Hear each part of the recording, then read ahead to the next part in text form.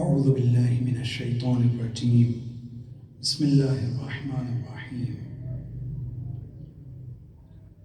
الحمد للہ رب العالمین والعاقبۃ للمتقین والجنة للمؤمنین والنار للمشرکین والکافرین والملحدین والمنافقین ثم الصلاة والسلام والتحیۃ والاکرام علی اشرف الانبیاء والمرسلین خاتم النبیین شفیع المذنبین ابی القاسم المصطفى محمد اللهم صل على محمد وآل محمد وعجل وعلى آل بیتہ الطیبین الطاہرین المعصومین المظلومین المنتجبین المنتخبین واللعنة الدائمة على أعدائهم أجمعين من يومنا هذا إلى قيام يوم الدين. أما بعد فقد قال الله تبارك وتعالى في كتابه الكريم وهو أصدق الصادقين وقوله الحق أعوذ بالله من الشيطان الرجيم بسم الله الرحمن الرحيم يا أيها الذين آمنوا لا تقدموا بين يدي الله ورسوله واتقوا الله إن الله سميع عليم. يا أيها الذين آمنوا لا ترفعوا أصواتكم فوق صوت النبي ولا تجهروا له بالقول كجهر بعضكم لبعض أن تحبط أعمالكم وأنتم لا تشعرون. صدق الله العلي العظيم. ایک صلوات پڑھیں محمد و آل محمد. اللهم صل على محمد وآل محمد وعجل فرجهم. اس سے پہلے کہ میں اپنے موضوع پر یعنی تفسیر سورہ حجرات کو شروع کروں، اس کی ضرورت اور اس کی اہمیت کے اوپر ایک نظر ڈالنا چاہتا ہوں اور آپ کے سامنے کچھ نکات پیش کرنا چاہتا ہوں. خود قرآن کا تذکرہ، قرآن کو پڑھنا یا قرآن کے بارے میں جاننا اور قرآن کے بارے میں گفتگو کرنا، یہ ہماری زندگی میں جتنا زیادہ ہوگا اتنا اچھا ہے. جب بھی میں قرآن پڑھوں، جب بھی میں قرآن کے بارے میں بات کروں، جب بھی ہم قرآن کو سمجھنے کی کوشش کریں، نو ڈاؤٹ اس میں کوئی شک نہیں ہے کہ وہ ہماری زندگی کے ان لمحوں میں ہوگا جو ہماری دنیا میں بھی ہم کو کامیاب کرے گا اور آخرت میں بھی ہمارے لیے سعادت کا سبب ہوگا. لیکن اگر یہ کام ہم ماہ مبارک میں کرتے ہیں، قرآن پڑھنا، قرآن کو سمجھنا، اس کی تفسیر کی طرف توجہ دینا، اس میں ہم لوگوں کو دگنی جزا ملے گی، اس دنیا میں بھی اور آخرت میں بھی دگنی جزا. لیکن اگر یہ قرآن کی تعلیم اور قرآن کو سمجھنا ماہ مبارک رمضان میں بھی شب قدر کے ایام میں ہو، یعنی اس ہفتے میں ہو کہ جس ہفتے میں تقریباً اب شب قدر کے بڑی راتیں اب ہم لوگوں کے لیے آنے والی ہیں، یعنی یہ موقع وہ موقع ہے کہ جو ہماری زندگی کے سنہرے موقعوں میں سے ایک موقع ہے. لہٰذا اس میں قرآن کو پڑھنا صرف اگر کوئی پڑھتا ہے بغیر سمجھے ہوئے تو بھی اس کے لیے فائدہ مند ہے. ہم غلطی سے بھی یہ نہیں کہہ سکتے ہیں کہ قرآن کو اگر صرف کوئی پڑھ رہا ہے اور سمجھ نہیں رہا ہے تو اس کو الفاظ کے پڑھنے کا ثواب نہیں ملے گا. نہیں ملے گا. لیکن اگر وہ سمجھتا بھی ہے اور اس پر عمل کرنے کی کوشش کرتا ہے تو یقیناً اب اس کا لیول بڑھ جاتا ہے. اب یہ وہ عام بندوں کی طرح نہیں ہے، عام قرآن ریسائٹ کرنے والے اور پڑھنے والوں کی طرح نہیں ہے. اس میں ایک فرق آ گیا ہے کہ اس نے قرآن کو پڑھا، اس کے ترجمے کو دیکھا اور اس کے معنی کو سمجھنے کی کوشش کیا ہے. اب جب ایک انسان کو یہ سمجھ میں آ جائے کہ میرا خدا مجھ سے کیا بول رہا ہے، کیا کہنا چاہتا ہے، تو یقیناً اتنا تو بے حیا ہم میں سے کوئی نہیں ہوگا کہ اللہ کی بات کو سمجھیں اور سمجھنے کے باوجود اس پر عمل نہ کریں. یعنی اگر ہم سمجھتے ہیں تو آٹومیٹکلی ہم اپنے لیے اس راستے کو فراہم کر رہے ہیں کہ میں اس کے اوپر عمل کروں. اگر مجھے عمل کرنے کا جذبہ نہیں ہوگا تو سمجھنے کی کوشش کیوں کروں گا؟ میں سمجھنے جا رہا ہوں، علیکم السلام، سمجھنے جا رہا ہوں یعنی اب میں یہ چاہتا ہوں کہ اس پر عمل بھی کروں. میں کمپیوٹر کی طرح تو نہیں ہوں، میں ایک انسان ہوں. کہ جس کے اندر صرف ڈیٹا ہوتا ہے اور اس کو اس سے کوئی مطلب نہیں ہوتا ہے کہ اس کے اندر کچھ بھی ہو، کمپیوٹر کو کچھ فرق نہیں پڑتا ہے، قرآن ہو، مفاتی ہو، آئی ٹی کا ڈیٹا ہو، انجینئرنگ کا ہو، میڈیکل کا ہو، اس کو کوئی فرق نہیں پڑتا ہے. لیکن انسان اگر کوئی چیز سیکھتا ہے، میڈیکل اس کے پاس آتا ہے، اس کے اندر اسٹور ہوتا ہے، تو پھر وہ ڈاکٹر بن جاتا ہے. اگر انجینئرنگ اس کے پاس، اس کا ڈیٹا اور اس کی معلومات اس کے پاس آتی ہے، تو پھر وہ انجینئر ہو جاتا ہے. کیونکہ اس میں اور کمپیوٹر میں فرق ہے. انسان جو سیکھتا ہے اس کے مطابق عمل کرتا ہے. تو اگر اب ہم قرآن سیکھیں گے، ترجمہ سیکھیں گے، پڑھیں گے، تفسیر کی طرف جائیں گے، تو یقیناً اب ہم لوگوں کی زندگی عام زندگی کی طرح نہیں رہے گی کہ جس نے سیکھا لیکن سیکھنے کے بعد بھی کوئی عمل کے میدان میں وہ آگے نہیں بڑھے گا. یقیناً جب ہم یہ موضوع کو شروع کر رہے ہیں تو ہم لوگ اس لیے شروع کر رہے ہیں کہ جو ہم کو یہاں پتہ چلے گا ہم اس پر عمل کرنا چاہتے ہیں، اپنی زندگی میں کچھ تبدیلی لانا چاہتے ہیں. لہٰذا سب سے پہلے میں اپنے لیے کہہ رہا ہوں، کیونکہ میں کہنے والا ہوں اور قرآن کی آیت ہے. اس کے بعد 2 سورے کے بعد میں یعنی اس کے کچھ سوروں کے بعد میں سورہ تغابن میں خداوند عالم اور سورہ صف میں الگ الگ انداز میں، صف میں خاص طور پہ ارشاد فرماتا ہے کوئی ایسی بات مت کہا کرو جس پر خود عمل نہیں کرتے ہو. تو سب سے پہلے اپنے لیے اور پھر ہم سب کے لیے جو مسلمان ہیں، شیعہ ہیں، امام علی کے چاہنے والے ہیں، شب قدر کی مناسبت سے ابھی سے ہم لوگوں کا غم جہاں شب قدر میں استفادہ اور زیادہ سے زیادہ معنویت کو حاصل کرنے کا ہے، اس میں ایک ٹول کی صورت میں ہم دیکھ رہے ہیں کہ علی علیہ السلام کے ذکر کے ذریعے سے بھی ہم کو خدا سے نزدیک ہونا ہے. جہاں بہت ساری عبادتیں ہیں شب قدر میں، لیکن خاص طور پہ شروع کی 2 شب قدر میں ہم لوگ کے لیے ایک ٹول کی صورت میں ہم اس کو دیکھتے ہیں، ایک وسیلے کی صورت میں دیکھتے ہیں علی علیہ السلام کے ذکر کو، کہ ان 2 راتوں میں خاص طور پہ ہم اس ذکر کے ذریعے سے بھی علی علیہ السلام سے، ان کے ذریعے سے خدا سے نزدیک ہونا چاہتے ہیں. تو جب ہم ان کے ماننے والے ہیں تو ہماری ذمہ داری قرآن پر عمل کرنے کی دوسروں کے مقابلے میں کئی زیادہ ہے. اور اس کی بہت ساری وجہ، صرف ایک وجہ بیان کرتے ہوئے میں آگے بڑھوں گا. اب ذرا تصور کیجئے کہ ایک انسان جب بہت سخت مشکل میں ہوتا ہے، بہت سخت وقت ایک انسان کے اوپر ہوتا ہے، مثلا ایک آدمی ہے جس کے سر میں بہت درد ہو رہا ہے، بہت درد ہو رہا ہے، اور وہ درد اس کے لیے برداشت کے قابل نہیں ہے. تو اس وقت جب اس کے سر میں درد ہوتا ہے تو درد کی آواز نکلنے کے علاوہ وہ کیا عام طور پہ لوگوں کے ساتھ بیٹھ کر آرام سے بات کرتا ہے؟ کوئی ادھر ادھر کی بات بھی نہیں کرتا ہے. زیادہ سے زیادہ یہ ہوتا ہے کہ اس کے منہ سے درد کی آواز نکلتی ہے، یا صرف وہ آواز نکلتی ہے جو اس کی ضرورت ہے، دوا لا کر دے دو، پانی پلا دو، مجھے واش روم جانا ہے. مثلا ایک بیمار انسان کے اعتبار سے ایک انسان اس طرح سے نا، جب درد میں انسان ہوتا ہے تو اس کو صرف اپنا درد یا اپنی ضرورت سمجھ میں آتی ہے، جو اس کو امپورٹنس لگ رہا ہے، اس کے علاوہ اس کو کوئی اور چیز سمجھ میں نہیں آتی ہے. یہ ایک مثال کے ذریعے سے میں ایک پوائنٹ کی طرف لے کر جانا چاہتا ہوں.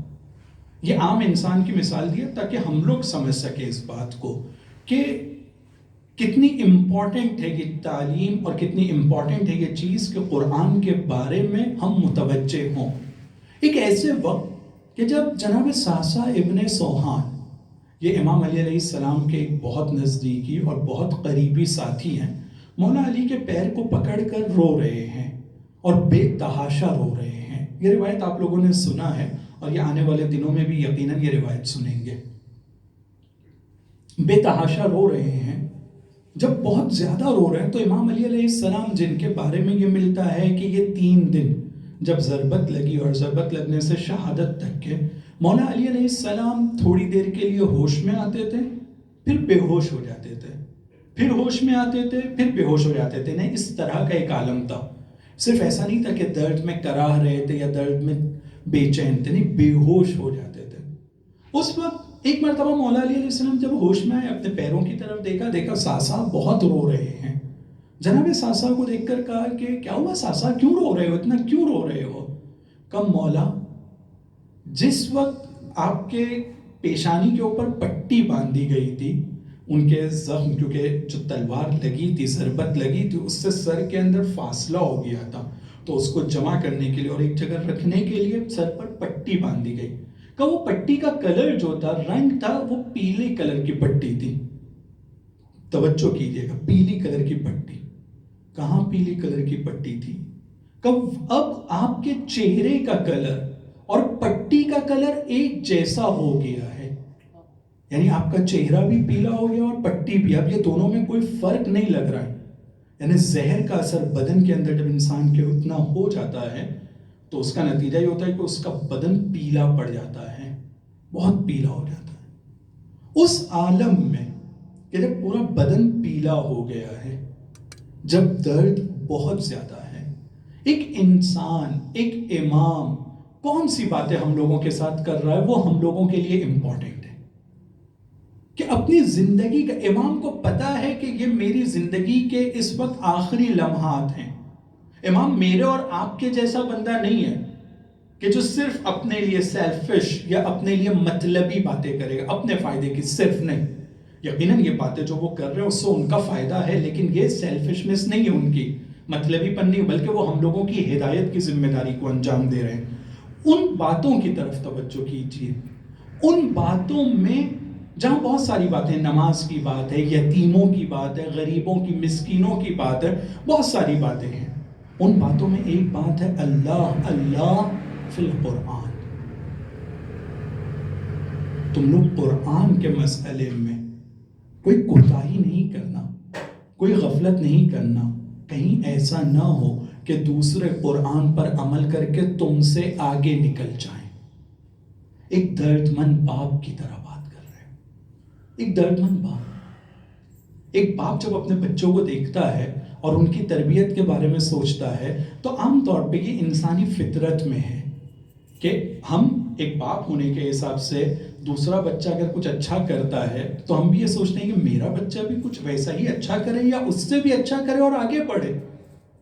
اس دنیا میں اور آخرت کے لیے بھی ہر باپ کے دل میں یہ تمنا اور خواہش ہوتی ہے کہ میرا بچہ کسی سے پیچھے نہ رہے، بلکہ میرا بچہ آگے رہے ہر چیز میں، چاہے وہ دینی تعلیم ہو، دنیاوی تعلیم ہو، یا جو بھی فیلڈ ہے اس میں ہم اپنے بچوں کو یا اپنے چھوٹے بھائیوں کو یہ سوچتے ہیں کہ وہ آگے رہے. حتیٰ کھیل کود میں بھی، ہر جگہ، ہر فیلڈ میں آپ اٹھا کر دیکھ لیں، کوئی ایسا باپ نہیں ہوگا جس کی فکر صحیح اور عقل سالم ہو اور وہ یہ نہ چاہتا ہو کہ اس کا بچہ ترقی کرے اور آگے بڑھے. مولا علی علیہ السلام بھی امت کے باپ ہونے کے اعتبار سے ہم لوگوں کے بارے میں اس وقت کہ جب درد میں بہت زیادہ مبتلا ہیں، پورا بدن پیلا ہو گیا ہے، اس وقت کہتے ہیں اللہ اللہ فی القرآن. قرآن ایسا نہ ہو کہ قرآن پر عمل کرنے میں دوسرے لوگ تم سے آگے نکل جائیں. تم میرے چاہنے والے، تم میری بات کو سننے والے، تم مجھے فالو کرنے والے، تم قرآن کے اوپر عمل کرنے میں سب سے آگے ہونا چاہیے تم کو. اور شاید اساتید سے بھی اس بات کو سنا ہے کہ اگر مولا علی علیہ السلام کی وصیتوں میں صرف یہ ایک وصیت ہوتی، یعنی مولا علی علیہ السلام اس عالم میں اور اس درد کے عالم میں کوئی دوسری وصیت اگر کر بھی نہ پاتے، ایسے بہت مختصر وصیت کی ہے، زیادہ وصیت بھی نہیں کر سکے درد اور اس غنودگی اور بے ہوشی کی وجہ سے جو ہر تھوڑی دیر پر ان پر طاری ہوتی تھی. تو علماء یہ کہتے ہیں کہ اگر صرف ایک وصیت کرنے کا اگر علی علیہ السلام کو وقت ملتا تو علی علیہ السلام صرف قرآن کی وصیت کرتے. یہ ایک اہم نقطہ ہے. نماز کی وصیت انہوں نے کیا، ایتام کی وصیت، یتیموں کے بارے میں انہوں نے وصیت کیا اور دوسری چیزوں کی وصیت کیا. لیکن فرض کرتے ہیں کہ اگر ایک وصیت کا وقت ملتا تو قرآن کی وصیت کرتے، کیونکہ قرآن وہ کتاب ہے جس میں یہ تمام چیزیں پائی جاتی ہیں جو انہوں نے الگ سے وصیت کیا تھا. وہ اس کی امپورٹنس کی وجہ سے کیا تھا. نماز اپنی جگہ امپورٹنٹ ہے، زکوٰۃ اپنی جگہ امپورٹنٹ ہے، یتیموں کا اپنی، لیکن قرآن میں یہ تذکرہ موجود ہے. تو اگر مولا علی کو صرف ایک وصیت کا بھی وقت ملتا تو وہ یہ والی وصیت کرتے، کیونکہ قرآن اتنا امپورٹنٹ تھا مولا علی کے لیے، اتنا امپورٹنٹ تھا ہمارے معصومین کے لیے، ہمارے علماء کے لیے، سب کے لیے قرآن بہت امپورٹنٹ ہے. لیکن ہم لوگ اگر اپنے رابطے کو قرآن کے ساتھ کمپیئر کریں اور دیکھنے کی کوشش کریں تو ہم اپنے گریبان میں خود جھانک سکتے کہ ہمارا رابطہ قرآن کے ساتھ کیسا ہے. پھر ایک بار ذکر کر رہا ہوں کہ یہ جتنی بھی باتیں ہیں سب سے پہلے اپنے لیے، پھر ہم سب کے لیے انشاءاللہ کہ خدا اس میں سب سے پہلے مجھے عمل کرنے کی توفیق عطا کرے اور پھر ہم سب کو بھی. قرآن کے ساتھ ہمارا رابطہ، اگر واقعاً ہم لوگ میں سے جو طالب علم ہیں وہ طالب علمی کے اسپیکٹ سے اس کو دیکھیں کہ مثلا ہم لوگ اپنی درسی کتاب کو روز اٹھا کر دیکھتے ہیں، چاہے مجبوری میں صحیح، کیونکہ کلاس میں جانا ہے، مباحثہ کروں یا نہ کروں، لیکن مجبور ہوں کہ کلاس میں جا کر کتاب کو کھولنا ہے، بیٹھنا ہے، سننا ہے. لیکن قرآن ہم لوگ دن میں یا ہفتے میں یا مہینے میں کتنی مرتبہ شوق سے کھولتے ہیں؟ اگر وہ بھی درس ہم لوگوں کا نہ ہو کالج کے اندر اور مدرسے کے اندر، اس کے علاوہ کتنا. یا ہم لوگ جو یہاں پہ بزنس یا اور دوسرے کاموں میں مشغول ہیں، اپنا چوپڑا، اپنا ایکسل فائل یا شیٹ، ہم لوگ کے جو اپنا کام ہے وہ ہم لوگ کیسے تقریباً روزانہ دیکھتے ہیں؟ اگر روزانہ نہیں تو الٹرنیٹیو ڈے میں کم سے کم دیکھتے ہیں. اور یہ اچھی بات ہے دیکھنا، یہ بری بات نہیں ہے، دیکھنا چاہیے. روز کا روز حساب اور پکا حساب ہونا چاہیے، اس میں کوئی کوتاہی نہیں ہونا چاہیے. لیکن دوسری طرف قرآن ہم لوگ کی زندگی میں کتنا اس کا حصہ ہے، کتنا اس کا حصہ ہے. اگر ہم اسی دو چیزوں کو آپس میں کمپیئر کریں کہ ہم اپنی مادی زندگی اور دنیاوی زندگی، جس کے لیے ہم لوگ کے پاس بہت سارے پوائنٹس ہیں اور انشاءاللہ کہ وہ سب صحیح ہے. اگر میں کماتا بھی ہوں تو اپنے لیے تھوڑی کماتا ہوں، دین کی خدمت کے لیے کماتا ہوں. مثلا میں یہ جواب دوں گا تو بھی تو دین کی بات ہے نا، تو بھی غلط تھوڑی ہو رہا ہے. یا میں ایز اے اسٹوڈنٹ یہ کہوں کہ اگر وہ میں جا کے اسکول میں یا کالج میں اپنی کتاب کھولتا ہوں تو وہ بھی انڈائریکٹ قرآن سے ہی ریلیٹڈ ہے نا. یعنی میں بہانہ کچھ بھی کروں، لیکن دوسروں کو دینے کے لیے یہ بہانہ اچھا ہے. اپنے آپ کو کیا میں یہ بہانوں سے منوا سکتا ہوں کہ اگر میں یہ سب بہانے بھی کر لوں کہ میں دین کے لیے تو کما رہا ہوں، اگر میں چوپڑا بھی دیکھ رہا ہوں تو انڈائریکٹ میں اسلام کی خدمت کر رہا ہوں. ضروری تھوڑی کہ قرآن بھی دیکھو، چوپڑا دیکھ رہا ہوں، کماؤں گا، جو بچے گا اللہ کی راہ میں دوں گا، یہ بہت اچھی بات ہے. لیکن اپنے دل کو اکیلے میں رات میں اندھیرے میں بستر پر لیٹنے کے بعد اگر پوچھیں تو کیا وہ یہ مانے گا کہ یہ میں نے صحیح جواب دیا ہوں؟ سامنے والے کو چپ کرا دیا ہے میں نے، اور اس میں اپنے آپ پہ فخر کروں کہ ہاں میں نے اس کو چپ کرا دیا ہے، ٹھیک ہے. لیکن اپنے دل کو، اپنے وجدان کو، اپنی ضمیر کو میں چپ کرا سکتا ہوں کہ میں یہ جو کہہ رہا ہوں وہ صحیح ہے؟ اگر کرا سکتا ہوں تو مجھے تو میرے خدا کو جواب دینا ہے، سب کو جواب دینا نہیں ہے. میرے ساتھ قبر میں کوئی دوسرا تو آنے والا نہیں ہے، مجھے قبر میں منکر و نکیر کو جواب دینا ہے. اگر میں یہ جواب دے سکتا ہوں اور اپنے دل کو میں منوا سکتا ہوں تو ٹھیک ہے، بسم اللہ، بہت اچھا ہے، یعنی واقعاً بہت اچھا ہے. لیکن اگر میں اپنے دل کو نہیں منوا سک رہا ہوں تو پھر یقین کیجئے کہ ہم لوگوں کو قبر میں منکر و نکیر اور پھر خدا کی بارگاہ میں شرمندگی کا سامنا کرنا ہوگا. یہ جو ہم لوگوں کو ایک چیز سمجھنا ہے، جتنی بھی یہ تمام چیزیں ہیں معنوی اور روحانی چیزیں، یہ معنوی اور روحانی چیزوں کے ساتھ ہمارا رابطہ اس وقت تک مضبوط نہیں ہو سکتا ہے جب تک کہ میں خود ارادہ نہ کروں. ممبر پہ کسی کے بولنے سے یا گھر میں کسی کے پریشر سے ممکن ہے کہ تھوڑی دیر کے لیے میں فیصلہ کر لوں یا تھوڑی دیر کے لیے میں ایک چیز لے کر بیٹھ جاؤں، یہ ممکن ہے. لیکن یہ لانگ ٹرم یا طولانی مدت چلنے والا کام نہیں ہے. ہم کو خود اپنے آپ کو اندر سے بدلنا ہوگا. اگر میں پہلے اپنے آپ کو اندر سے بدل دیتا ہوں اور ارادہ کرتا ہوں تو یقیناً اس ارادے کے اندر خدا کی مدد ہوگی. لیکن سب سے پہلے مجھے ارادہ کرنا ہے.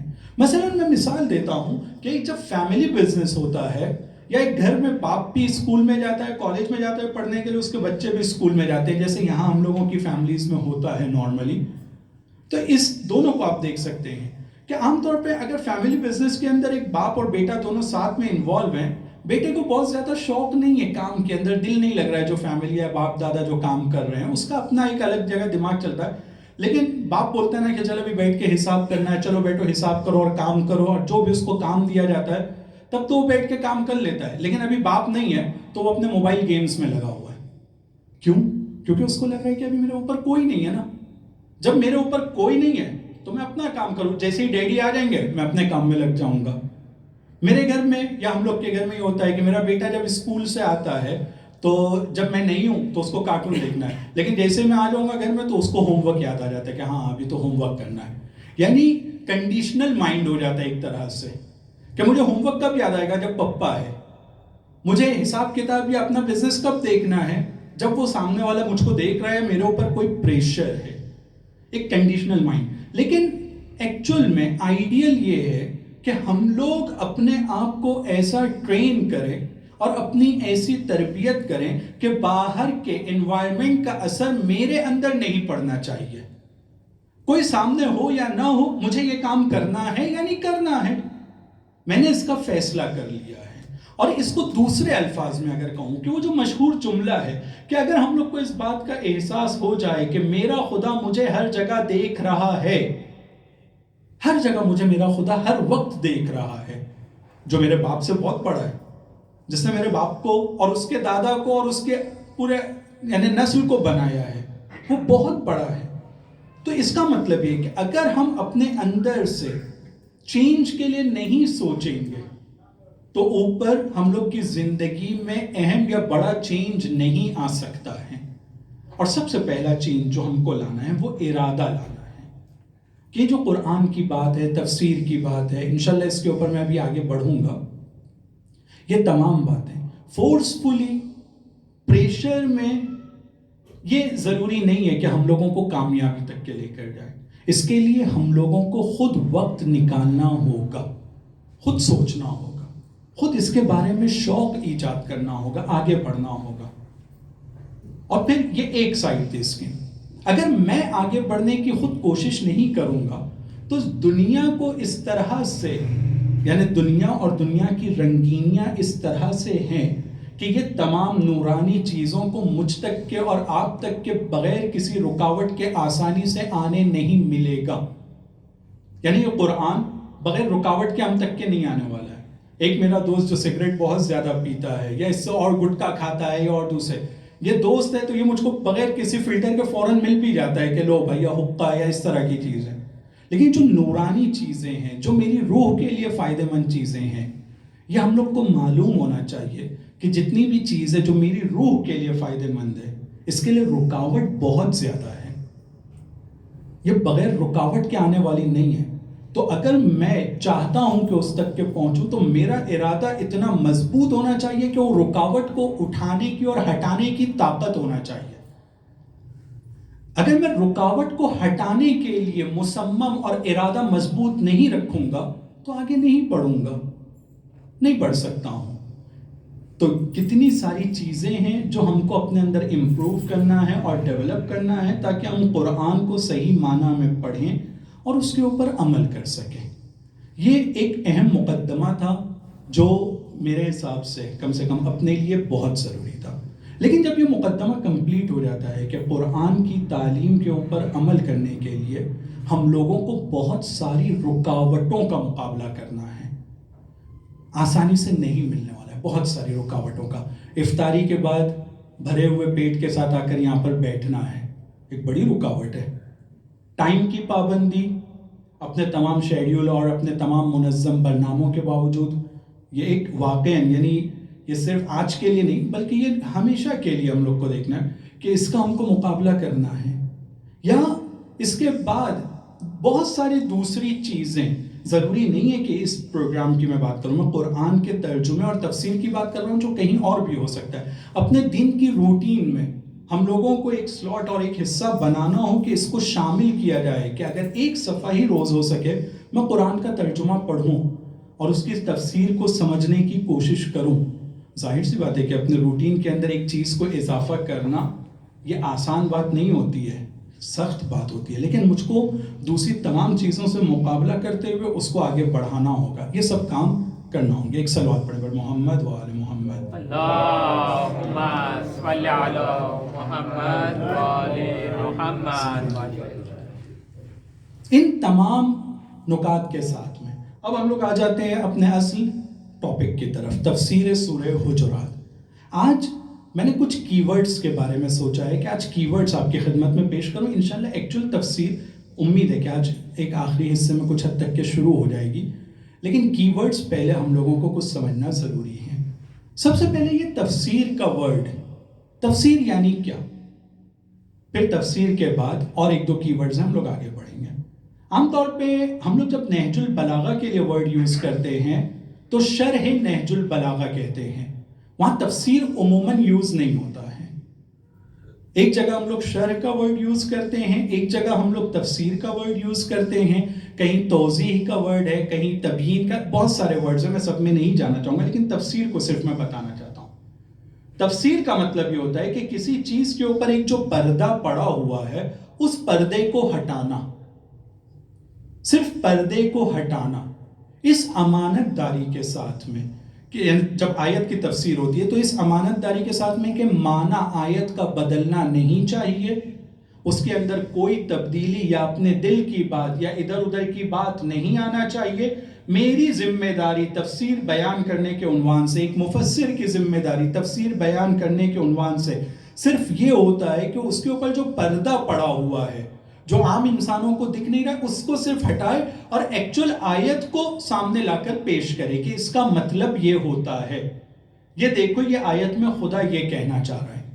تو تفسیر جب کی جاتی ہے تو دو طرح کی تفسیر ہوتی ہے، توجہ کیجیے گا. کبھی ایک انسان تفسیر کرتا ہے اور تفسیر میں صرف یہ کام کرتا ہے کہ آیت کے معنی میں کوئی تبدیلی نہیں، بلکہ آیت کے اوپر جو پردہ یا جو چادر پڑی ہوئی ہے صرف اس کو ہٹا رہا ہے اور وہ ایکچول آیت جو ہے وہ ہم کو دکھا رہا ہے، جو معنی ہے وہ ہم کو وہ دکھاتا ہے. تو یہ ایک تفسیر ہے. لیکن ادھر پہ ایک بہت ہی پھسلنے والی جگہ ہے، بہت خطرناک اور ڈراؤنی جگہ ہے. عام طور پہ کم علم لوگ میرے جیسے یا اور کم علم، ہم لوگ کی تاریخ میں بھی ایسے بہت سارے لوگ گزرے ہیں کہ جن کو اگر کہا جاتا تھا کہ تفسیر بیان کرو تو وہ تفسیر بیان کرنے میں خدا کی بات بیان کرنے سے زیادہ خود کی باتیں بیان کرتے ہیں. یعنی مثلا ایک آدمی کو جو ہے ایک میسج سامنے والے کو دینا ہے، قرآن کی ایک آیت کے اندر اس کے میسج سے ریلیٹڈ کوئی ایک کی ورڈ اس کو مل جاتا ہے، وہ آیت کو اٹھایا، اس کی ورڈ کو پکڑا اور پوری آیت کے معنی کو بدل کر کہا کہ دیکھو اللہ یہی بولنا چاہ رہا ہے جو میں تم کو بول رہا تھا ابھی تک کے. یعنی آیت کو اپنے من کے حساب سے، اپنی سوچ کے حساب سے بدل کر پیش کر دیا اس نے، جس کو علامہ اقبال بہت اچھے انداز میں کہتے ہیں کہ خود بدلتے نہیں قرآن کو بدل دیتے ہیں.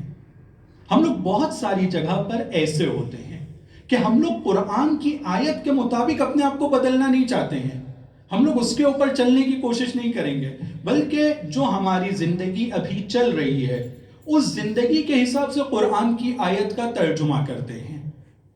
ہم لوگ کہتے ہیں مثال کے طور پر قرآن میں یہ کہا جاتا ہے کہ مقاومت کرنا چاہیے، ظلم کے مقابلے میں کھڑا ہونا چاہیے. میں کہ جو کبھی ظلم کے مقابلے میں کھڑا نہیں ہوا ہوں، جب قرآن کی آیت پڑھوں گا اور میرا بچہ مجھ سے پوچھے گا پپا آپ کبھی ظلم کے مقابلے میں کھڑے ہوئے ہو، تو جو میری زندگی میں نے کبھی کیا نہیں ہے لیکن میں اس کو ماننا بھی نہیں چاہتا ہوں اور اپنے بچے کو بتانا بھی چاہتا ہوں ہاں میں پکا مسلمان ہوں، قرآن کی آیت پہ ہاں میں نے عمل کیا ہے، اور پھر اپنی زندگی کے حساب سے اس آیت کو بدل دیتا ہوں میں.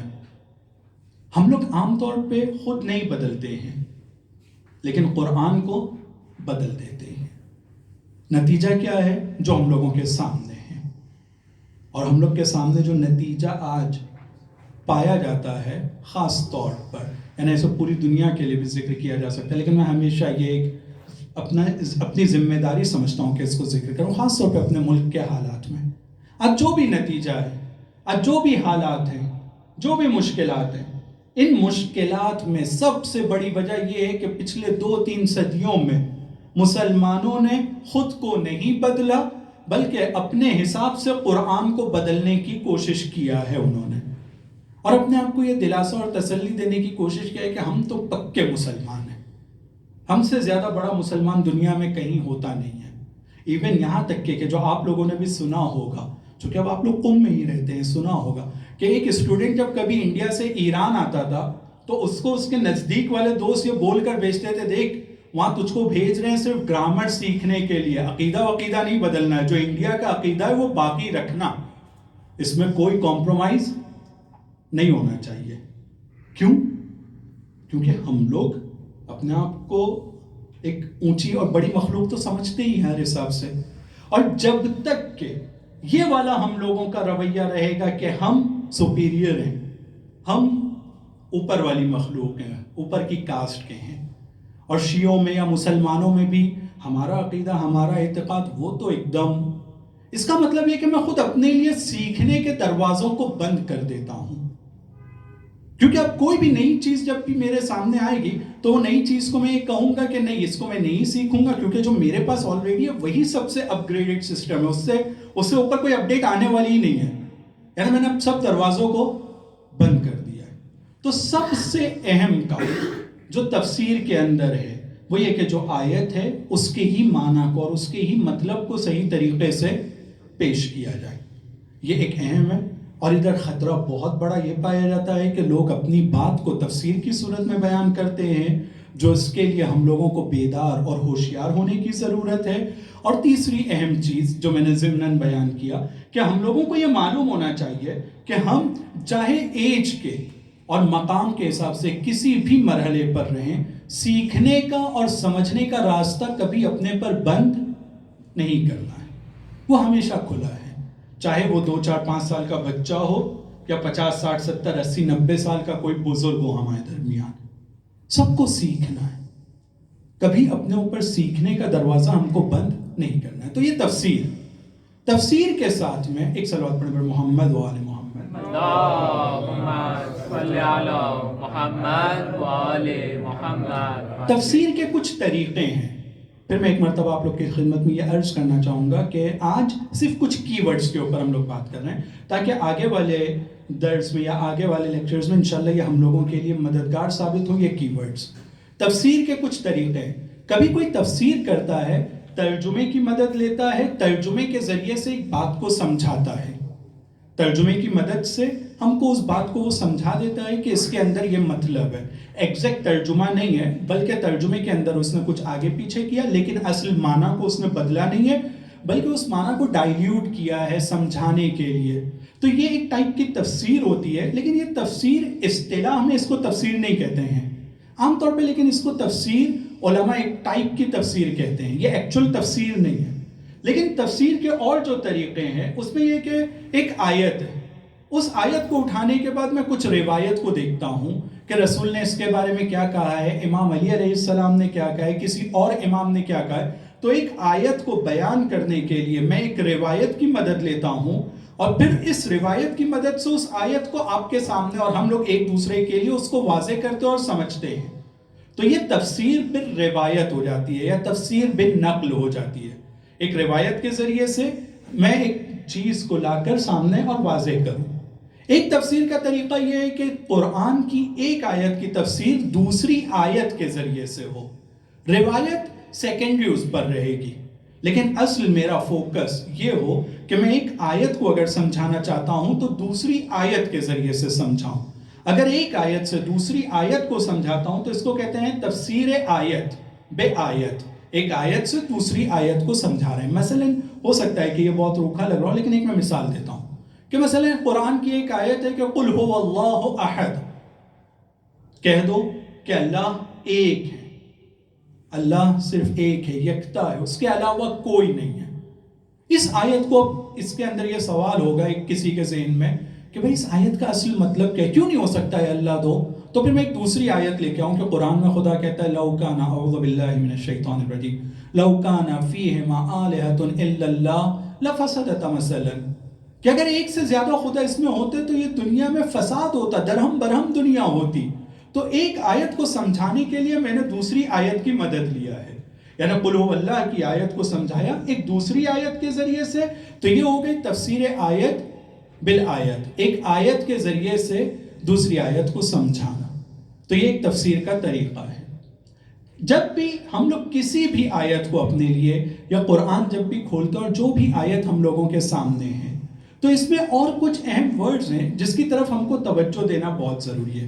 جتنی بھی آیتیں نازل ہوئی ہیں ان آیتوں کے نازل ہونے کا یا کوئی سبب تھا یا کوئی شان نزول تھی، توجہ کیجئے گا۔ اگر ایک آیت کسی ایک واقعے کے ضمن میں نازل ہوتی ہے، یعنی وہ آیت نازل ہونے کی ایک واقعہ وجہ بنتی ہے، تو اس واقعے کو جس کی وجہ سے وہ آیت نازل ہوئی ہے اس واقعے کو کہتے ہیں کہ یہ آیت کی شان نزول ہے، کہ یہ آیت جو نازل ہوئی ہے اس واقعے کی وجہ سے، یہ واقعہ رونما ہو رہا تھا جس کی وجہ سے یہ آیت خداوند عالم نے ابھی نازل کیا ہے، چونکہ یہ واقعہ رونما ہو رہا تھا، میں بھی اس کو ذکر بھی کروں گا۔ اور کبھی یہ ہوتا ہے کہ کوئی واقعہ نہیں ہے، کوئی ایک پوائنٹ، ایک چیز ہے، ایک علت، ایک ریزن ہے ایسا جو صرف واقعہ نہیں ہے بلکہ کوئی احکام ذکر کرنا چاہتا ہے، کسی نے سوال پوچھ لیا تھا جس کے بدلے میں نازل ہو گئی ہے، تو اس وقت کہتے ہیں کہ یہ سبب نزول آیت ہے۔ تو جب بھی ہم لوگوں کے سامنے کوئی آیت آتی ہے اور اگر ہم کو یہ پتہ چل جائے کہ یہ آیت کیوں نازل ہوئی ہے، اس کی شان نزول کیا ہے، یہ آیت کے نازل ہونے کا واقعہ کیا تھا، یا یہ آیت کے نازل ہونے کا سبب کیا تھا، تو اس آیت کو سمجھنے میں وہ ہم لوگوں کے لیے بہت زیادہ مددگار ثابت ہوگا۔ اگر ہم لوگوں کو آیت کی شان نزول یا سبب نزول نہیں معلوم ہے تو ہم لوگ کے لیے تفسیر بیان کرنا یا تفسیر کو سمجھنا نسبتاً مشکل ہو جائے گا۔ تو کبھی بھی ہم لوگ جب تفسیر کرنا چاہتے ہیں تو پہلے اس میں ہم لوگ کو ترجمے کی طرف جانا ہوگا، دوسرے مرحلے میں ہم لوگ کو شان نزول یا سبب نزول کی طرف ضرور توجہ کرنی ہوگی۔ اب میں آتا ہوں اس پہلی آیت کی طرف کہ جس کے اندر خداوند عالم یہ ارشاد فرماتا ہے، ایک صلوات پڑھ کر محمد و آل محمد، اللہم صلی علی محمد و آل محمد وعجل۔ یہ جتنی باتیں ہم لوگوں نے ذکر کیا اب اس کو ہم لوگ امپلیمنٹ کریں گے، آگے بڑھیں گے۔ خداوند عالم ارشاد فرماتا ہے، اعوذ باللہ من الشیطان الرجیم، بسم اللہ الرحمن الرحیم، یا ایہا الذین آمنوا۔ قرآن میں کچھ سورے ہیں، صرف 3 سورے ہیں جو یا ایہا الذین آمنوا کے ذریعے سے شروع ہوئے، سورہ مجادلہ، انعام اور سورہ حجرات۔ ایک صلوات پڑھے پر محمد و آل محمد۔ اللہم صلی علی محمد و آل محمد۔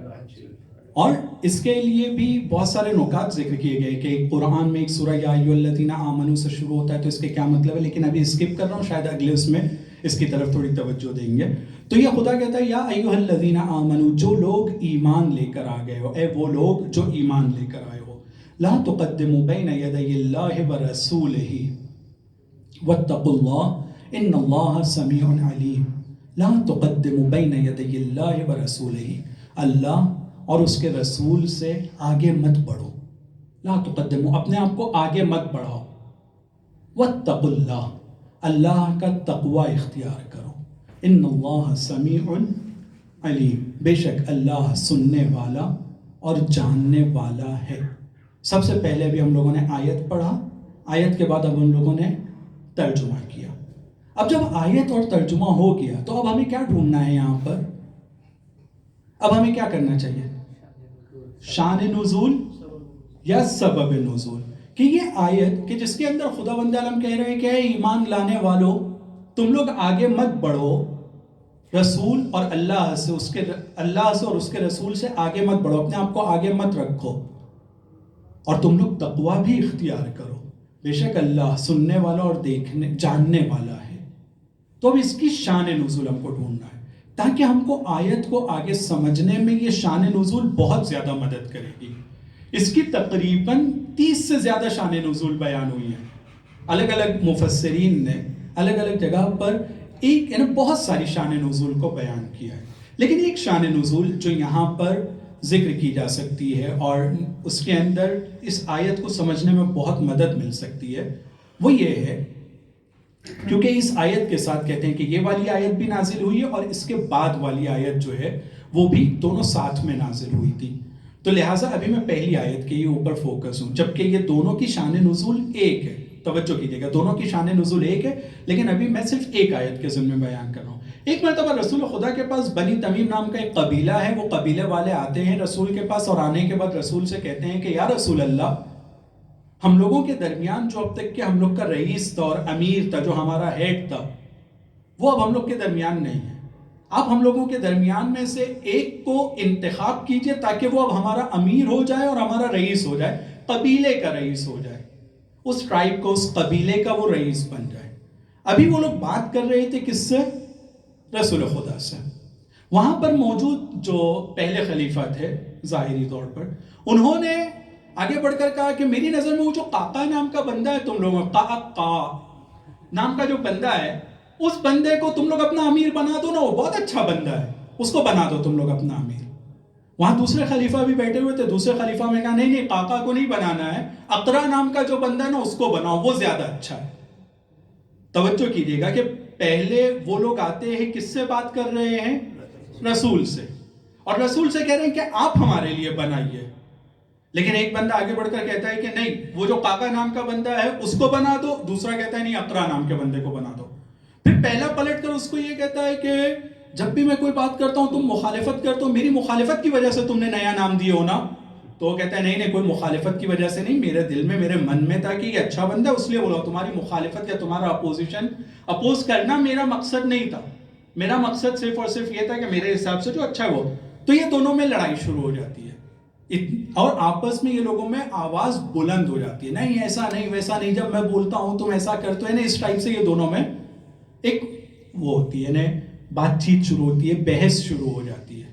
تو اس وقت یہ آیت نازل ہوتی ہے، لا تقدموا بین یدی اللہ ورسولہ.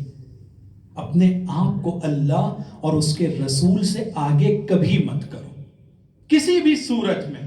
اگر تمہارے پاس تمہارے اچھے آئیڈیاز بھی ہیں، تم کو ایسا لگتا ہے کہ تم سوچ بھی سکتے ہو، سمجھ بھی سکتے ہو، تم کچھ کر بھی سکتے ہو، لیکن جب رسول کے سامنے بیٹھے ہو تو تم کو وہاں پر اپنے آئیڈیاز دینے کی کوئی ضرورت نہیں ہے. اپنی بات تم کو نہیں، جو رسول اور جس طرح سے رسول کہیں گے بس ویسے ہی ہوگا. اور پھر دوسری آیت میں آواز کی مخالفت کی گئی ہے کہ آواز بھی ان کے سامنے بلند مت کرو، لہٰذا وہ دوسرا حصہ تھا. نتیجہ یہ ہوا کہ یہ دونوں کو رسول خدا کے اوپر جیسے ہی آیت نازل ہوئی، رسول خدا نے اس آیت کو ان لوگوں کے درمیان پڑھا، تھوڑی دیر سناٹا تھا، اور پھر اس کے بعد رسول خدا کے سامنے جو لوگ آئے تھے انہوں نے اس کے مطابق فیصلہ کیا اور وہ لوگ پھر چلے گئے. اب توجہ کیجئے کہ یہ واقعہ، جب یہ آیت ہم لوگوں نے اس کا ترجمہ سنا تھا تو ہم لوگوں کو آیت کچھ حد تک کے سمجھ میں آ گئی تھی، لیکن جیسے ہی شان نزول ہم کو پتہ چلی تو اب ہم کو تھوڑا ہی لگا کہ ہاں اس آیت کو میں نے تھوڑا ڈیپ میں سمجھا ہے کہ اس آیت کا مطلب کیا ہے. کہ اگر ایک چیز کے بارے میں رسول سے کوئی پوچھ رہا ہے یا رسول کچھ کہہ رہے ہیں تو وہاں پر مجھے اپنی بات کو رکھنے کا حق نہیں ہے. اس واقعے سے ہم کو ایک مدد ملتی ہے آگے سمجھنے کے لیے. اور پھر اس آیت سے دوسری آیتوں کو ملا کر وہ تفسیر آیت بے آیت، تفسیر آیت بے روایت جو میں نے ذکر کیا، اس کے ذریعے سے ہم لوگ کو اور معنی انشاءاللہ اگلے بار میں معلوم پڑیں گے کہ اس آیت کے اور کتنے معنی ہیں اور اس سے ہم کو کیا سیکھنا ہے. لیکن ایک چیز جس کو ابھی میں یہاں پر اپنی بات کو ختم کرنا چاہتا ہوں، ایک سبق جو اس آیت سے ملتا ہے ہم کو اب تک کے، وہ یہ ملتا ہے کہ ہم لوگوں کو اپنی زندگی میں اگر کچھ بھی کرنا ہے اور کچھ بھی سوچنا یا کسی بھی ڈائریکشن میں جانا ہے تو پہلے ہم کو یہ دیکھنا ہوگا کہ یہ والا جو ہماری حرکت ہے یا جو ہم جانا چاہتے ہیں، یہ رسول یا اللہ اور اس کے رسول کی بات یا ان سے آگے تو ہم نہیں نکل رہے ہیں. اگر کسی بھی جگہ ہم جانا چاہتے ہیں، کسی بھی ڈائریکشن میں ہم چلنا چاہتے ہیں، کچھ بھی ہم کہنا چاہتے ہیں، کچھ بھی ہم کرنا چاہتے ہیں، تو ایسا نہیں ہونا چاہیے کہ اللہ یا اس کے رسول کی مخالفت ہو. ہم لوگوں کو اپنے تمام کاموں کو اسی ڈائریکشن میں دیکھنے کی ضرورت ہے. ایک صلوات پڑھیں بڑے محمد و آل محمد. اللہم صلی علی محمد و آل محمد وعجل فرج. میں آج کی مناسبت سے یہ تو ٹاپک یعنی یہاں پر اس کو روک دیتے ہیں، لیکن ایک آج اہم بڑی مناسبت تھی، اور 17 رمضان نا، 17 رمضان میں کون آپ لوگوں میں سے بتائے گا کہ آج کی مناسبت کیا تھی؟ فتح جنگ بدر.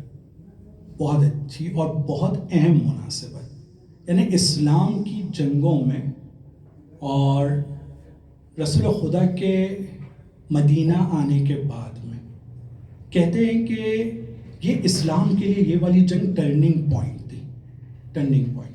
اور اس جنگ میں موجود اصحاب رسول خدا اور امام زمانہ عجل اللہ تعالی فرجہ الشریف، ایک صلوات پڑھیں. اللہم صلی علی محمد و آل محمد. ان کے خالص اور مخلص ساتھیوں کے بارے میں بھی جو ملتا ہے کہ 313 ان کی تعداد ہوگی.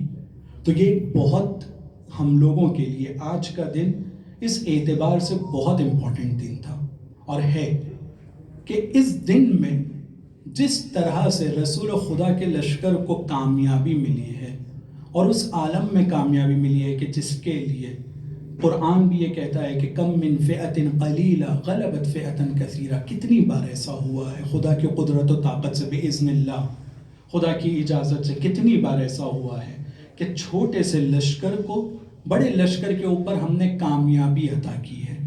تو جنگ بدر ایک تاریخی مثال ہے ہم لوگوں کے سامنے کہ جہاں پر چھوٹے سے گروپ کو ایک بہت بڑی کامیابی ملی ہے، اور ایسی کامیابی ملی ہے کہ جس کا روب، جس کی دھاک، جس کا دبدبہ کفار مشرکین اور مکہ کے اوپر ایسے بیٹھا تھا کہ پھر وہ لوگ بے چین تھے، اپنی سکون کی زندگی کو وہ پوری طرح سے چھوڑ چکے تھے. اور اس کے بعد وہ لوگ کوشش کرتے ہیں جنگ احد اور جنگ خندق کے، اگر ہم لوگ ان کے پلان کو بھی دیکھیں تو یہ سمجھ میں آتا ہے کہ جنگ بدر کی شکست سے وہ لوگ مجبور ہوئے کہ یہودیوں کے پاس بھی جائیں، الگ الگ گاؤں اور الگ الگ شہروں کے ایک دوسرے قبیلوں کو بھی پکڑ کر لائیں، کیونکہ ان کو یہ محسوس ہو گیا تھا، اس کے باوجود کہ ان کی تعداد بہت زیادہ تھی لیکن ان کو یہ محسوس ہو گیا تھا کہ اس محمد کے چھوٹے سے لشکر کو بھی ہرانے کے لیے ہم لوگوں کو اتنے سب کو جمع کرنا پڑے گا. یعنی وہ اکیلے مکے والے رسول خدا کو ہرا نہیں سکتے تھے، یہ دھاک بیٹھی تھی، روب اور دبدبا بیٹھا تھا. لیکن نتیجہ ایک کے بعد ایک ہم لوگوں نے دیکھا کہ جتنے بھی لشکر کو وہ لوگ لیتے آئے ہیں اس کے بعد میں حالات الحمدللہ صرف اور صرف مسلمانوں کے فائدے میں بڑھتے رہے ہیں.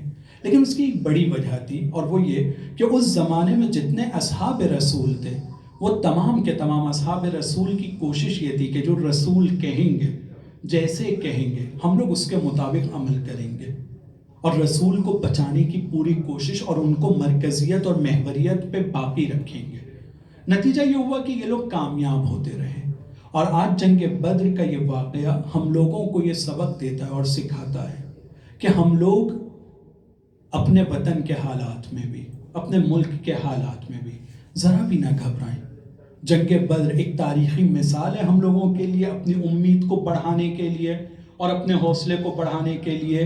اور قرآن کی وہ آیت جس میں خدا یہ کہتا ہے وَنُرِيدُ أَن نَّمُنَّ عَلَى الَّذِينَ اسْتُضْعِفُوا فِي الْأَرْضِ، جن لوگوں کو اس دنیا میں کمزور بنایا گیا، اس دنیا کی حکومت ان کے ہاتھ میں آنے والی ہے، ہم ان کو دیں گے. یہ آیت ہم لوگوں کو آگے لے کر جاتی ہے اس بات کی طرف کہ ہم لوگوں کو ذرا بھی نہ گھبرانے کی ضرورت ہے، نہ ڈرنے کی ضرورت ہے. صرف ایک کام کی ضرورت ہے، اور وہ یہ کہ جو اسلام کی تعلیم ہے، جو خدا کی تعلیم ہے، جو رسول کی تعلیم ہے، ہم اس کو سیکھیں، اس پر عمل کریں. یقیناً خداوند عالم ہمارے ساتھ ہے اور ہم کو کامیاب کرے گا. ایک صلوات پڑھیں بر محمد و آل محمد.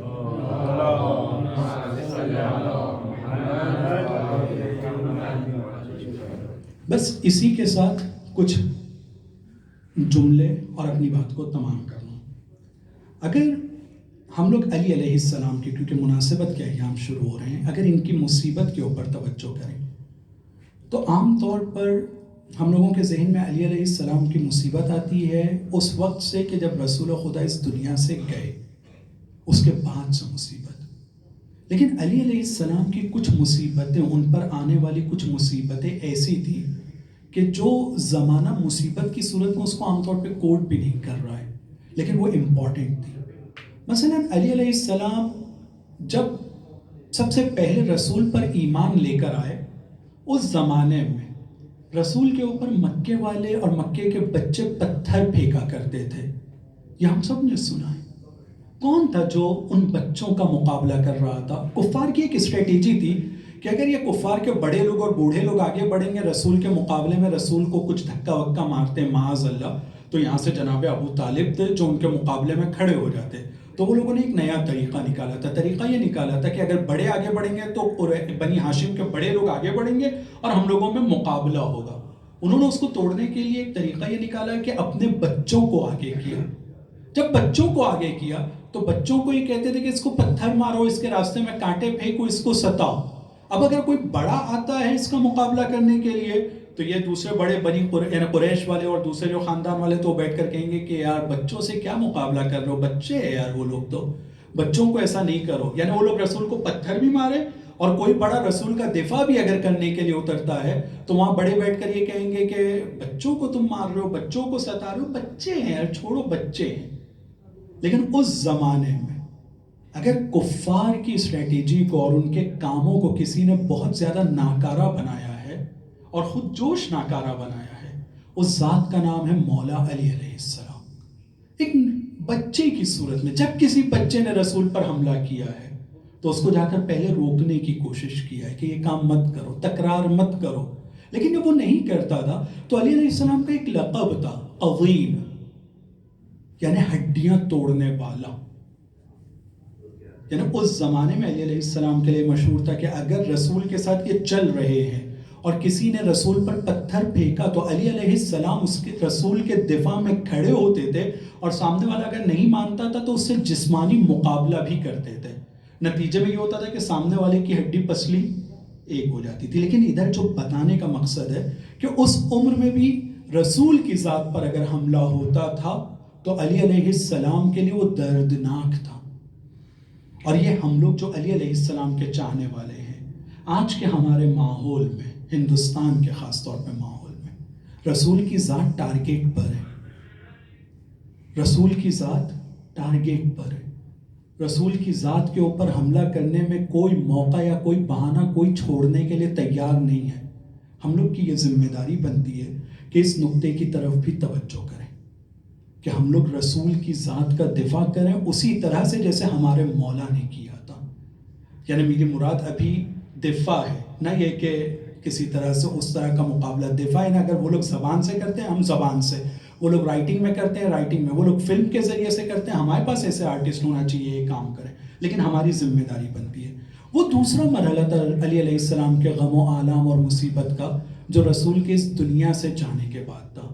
لیکن اس وقت کی جو مصیبتیں ہیں، ان مصیبتوں میں شاید سب سے بڑی مصیبت مولا علی کی جو تھی، اور وہ یہ تھی کہ جس طرح سے جناب زہرا، ایسے بہت ساری مصیبتیں ہیں، کسی مصیبت کو بڑا یا چھوٹا کہنا صرف یہ زبانی صورت میں ہے، ورنہ تمام مصیبتیں اپنے اس میں بڑی. لیکن جناب زہرا کی وہ مصیبت کہ جب مولا علی علیہ السلام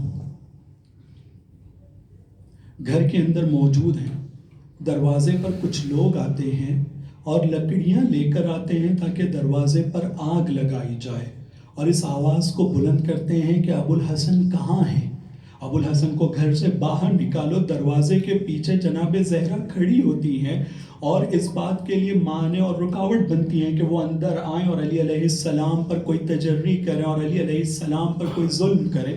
اور جب شقی کو یہ محسوس ہوتا ہے کہ زہرا دروازے کے پیچھے کھڑی ہوئی ہے تو وہ شقی دروازے پر اس طرح سے دھکا مارتا ہے کہ وہ جلتا ہوا دروازہ جناب زہرا کے اوپر گرتا ہے، اور دروازے کی جو موجود کیل تھی وہ جناب زہرا کی پسلی میں پیوست ہو جاتی ہے. عزادارو، مصیبت یہاں نہیں رکی تھی، بلکہ مصیبت کا سب سے سخت مرحلہ وہ تھا کہ اسی عالم میں کوئی شقی اندر کی طرف بڑھ کر علی علیہ السلام کو باہر نکالتا ہے، ان کے گلے میں رسن ڈال کر مدینے کی گلیوں میں گھما کر مسجد النبی تک لے جاتا ہے. الا لعنت اللہ علی القوم الظالمین وسيعلم الذین ظلموا ای منقلب ینقلبون. خدایا ہمارے اس مختصر سے عمل کو قبول فرما. خدایا یہ جو قرآنی تعلیمات ہیں اسے سمجھنے اور اس پر عمل کرنے کی توفیق عنایت فرما. خدایا تمام خادمین اسلام، تمام شہدائے اسلام، خاص طور پہ حاج قاسم سلیمانی اور مدافعین حرم کے درجات کو مزید بلند فرما. خدایا تمام علماء اسلام، تمام مجتہدین اعظام، رہبر انقلاب آیت اللہ خامنئی، ان کی حفاظت فرما. امام زمانہ کے ظہور میں تعجیل فرما. ہمیں ان کے اعوان و انصار اور مددگاروں میں شمار فرما. وآخر دعوانا ان الحمد للہ رب العالمین.